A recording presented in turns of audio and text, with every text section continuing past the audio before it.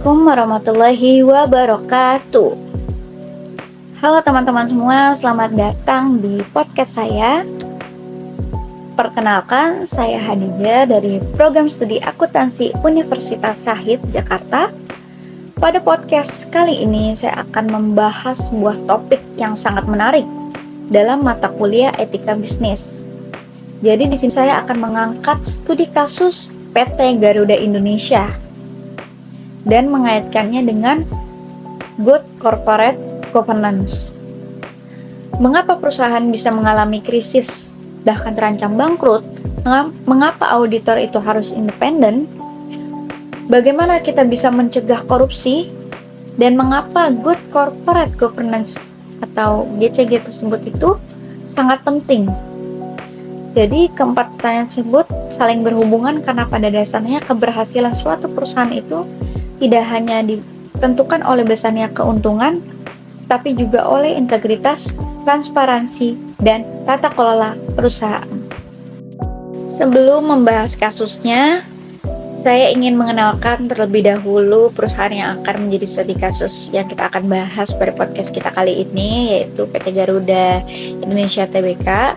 Jadi PT Garuda ini merupakan maskapai penerbangan nasional Indonesia yang didirikan pada tahun 1949. Perusahaan ini melayani penerbangan domestik maupun internasional dan telah lama menjadi salah satu simbol kebanggaan Indonesia di industri penerbangan. Sebagai perusahaan terbuka yang sahamnya diperdagangkan di Bursa Efek Indonesia, Garuda ini memiliki kewajiban untuk menyusun dan mempublikasikan laporan keuangan yang akurat, transparansi, dan sesuai dengan standar akuntansi. Oleh karena itu, ketika muncul permasalahan pada laporan keuangan tahun 2018, kasus ini langsung menjadi perhatian masyarakat, investor, regulator, dan para praktisi akuntan. Nah, sebenarnya apa yang terjadi pada PT Garuda Indonesia ini? Mari kita bahas kronologi kasusnya. Mengapa perusahaan bisa mengalami krisis atau terancam bangkrut? Ketika mendengar kata bangkrut, teman-teman, banyak orang mengira penyebabnya hanya karena perusahaan tidak memperoleh keuntungan. Padahal penyebab kebangkrutan jauh lebih kompleks.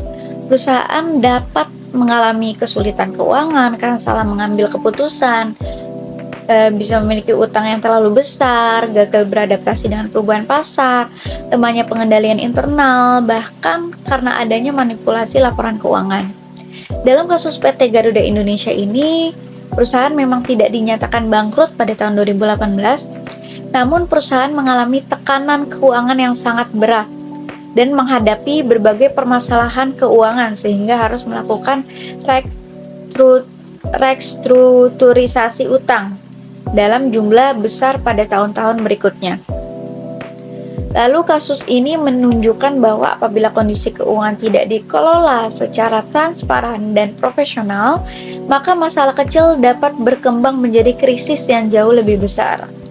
Selain faktor ekonomi, budaya, perusahaan juga berpengaruh jika manajemen lebih mementingkan citra perusahaan daripada menyampaikan kondisi yang sebenarnya. Maka keputusan bisnis yang diambil juga dapat menjadi tidak tepat. Lalu, mengapa auditor harus independen? Selanjutnya kita masuk pertanyaan ini. Menurut saya, independensi merupakan jiwa dari profesi auditor. Independen.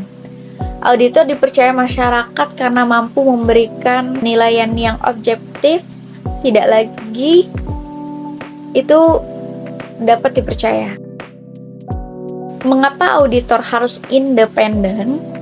Menurut saya, independensi merupakan jiwa dari profesi auditor.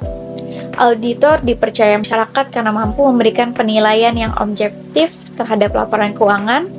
Bayangkan jika auditor berpihak kepada perusahaan yang diaudit, tentu hasilnya tidak dapat kita percaya.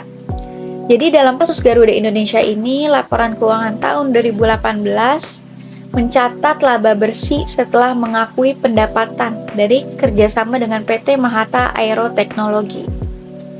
Setelah diperiksa regulator, pengakuan pendapatan tersebut dinilai tidak sesuai dengan standar akuntansi sehingga laporan keuangan harus disajikan kembali. Peristiwa ini menunjukkan bahwa auditor harus memiliki keberanian untuk mempertanyakan setiap transaksi yang dianggap tidak sesuai. Auditor tidak boleh hanya percaya kepada manajemen. Auditor harus memperoleh bukti audit yang cukup, melakukan pengujian secara profesional, dan tetap memegang kode etik meskipun menghadapi tekanan dari klien. Kepercayaan masyarakat terhadap profesi auditor itu dibangun dari independensi tersebut. Jadi kalau misalkan auditor itu melakukan hal-hal yang bikin kita tidak percaya, jadi kita harus percaya kepada siapa lagi? Lalu kita membahas ke topik apakah korupsi bisa dicegah? Menurut saya korupsi itu memang sulit dihilangkan sepenuhnya, tapi sangat mungkin untuk dicegah dan diminimalkan. Korupsi biasanya muncul ketika terdapat kesempatan, tekanan, dan pembenaran atas tindakan yang dilakukan. Karena itu, perusahaan harus membangun sistem yang mampu menutup peluang terjadinya korupsi.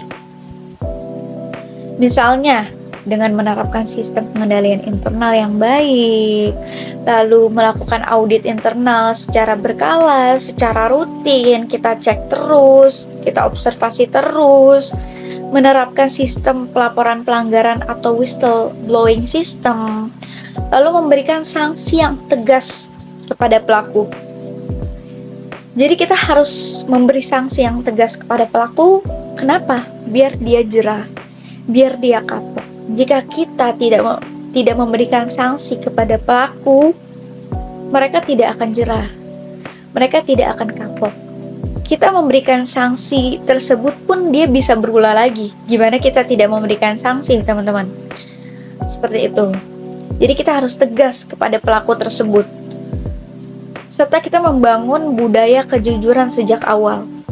Di perusahaan kita bisa melakukan pelatihan di perusahaan tersebut, misalkan setiap bulan ada pelatihan tentang SOP kejujuran, tentang SOP perusahaan, diperdalam lagi sistem perusahaannya bagaimana, dilakukan pelatihan, seminar, mengadakan acara-acara yang membuat karyawan itu berpikiran bisa lebih kebuka, lebih open. Jadi itu bisa menjadi salah satu pencegahan juga untuk sebuah perusahaan tersebut. Berarti perusahaan tersebut sehat, perusahaan green flag. Oke. Jadi pencegahan korupsi itu bukan hanya tugas aparat penegak hukum. Direksi, komisaris, auditor, karyawan, bahkan mahasiswi sebagai calon akuntan juga memiliki tanggung jawab untuk menjaga integritas. Apabila setiap individu memiliki komitmen terhadap etika, peluang terjadinya korupsi akan semakin kecil. Jadi kalau misalkan di antara kita masing-masing, di diri kita sendiri, individu, kita memiliki komitmen terhadap etika, kita mempunyai integritas, kita memperdalami tersebut dalam diri kita, itu peluang terjadinya korupsi itu akan semakin kecil. Lalu kita membahas lagi tentang mengapa good corporate governance itu penting. Menurut saya, GCG ini sangat penting, sangat terpenting dalam sebuah perusahaan. Jadi kalau misalkan perusahaan itu tidak menerapkan GCG tidak baik, dengan tidak baik, itu otomatis ke bawahnya itu tidak akan berjalan dengan lancar. GCG yang baik itu adalah bisa menjalankan perusahaan dengan baik.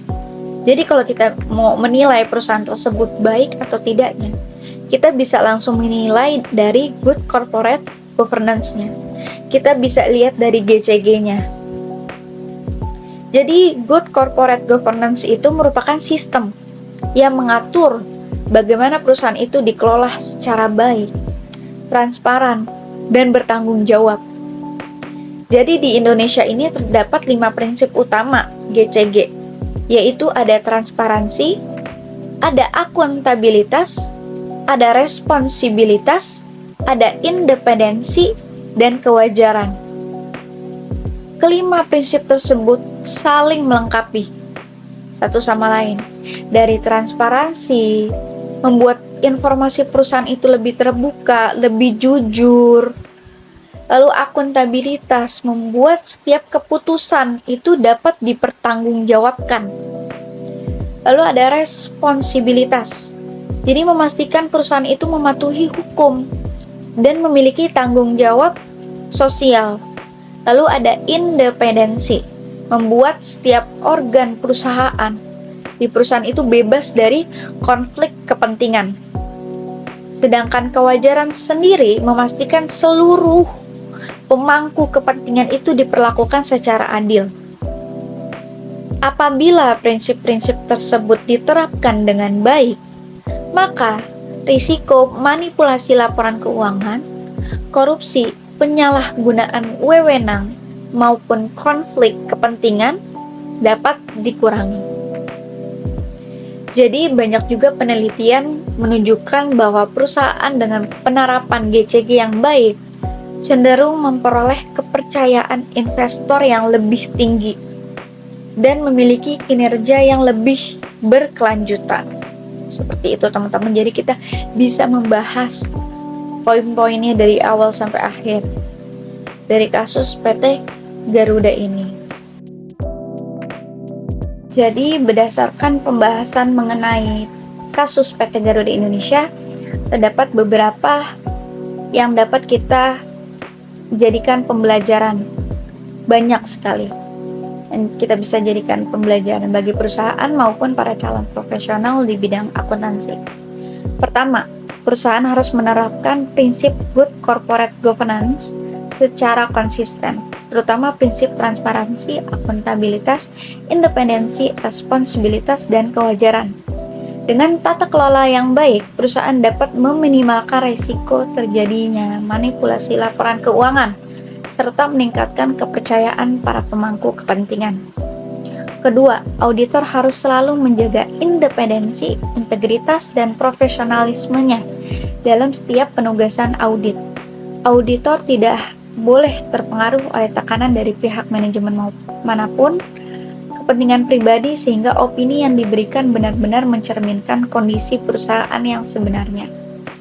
Ketiga, perusahaan perlu memperkuat sistem pengendalian internal, meningkatkan fungsi komite audit, serta menyediakan mekanisme whistleblowing system yang efektif agar setiap indikasi pelanggaran atau tindakan yang tidak etis dapat segera dilaporkan dan ditindaklanjuti. Keempat, pemerintah dan regulator diharapkan terus meningkatkan pengawasan terhadap perusahaan terbuka dan profesi akuntan publik, serta memberikan sanksi yang tegas kepada setiap pelanggaran agar terciptanya efek jerah dan meningkatkan kepatuhan terhadap peraturan. Terakhir, sebagai mahasiswa akuntansi dan calon akuntan profesional, kita perlu membangun integritas, kejujuran, dan tanggung jawab sejak dini. Penguasaan ilmu akuntansi memang penting, tetapi karakter yang baik dan komitmen terhadap etika profesi merupakan fondasi utama dalam membangun kepercayaan publik terhadap profesi akuntan.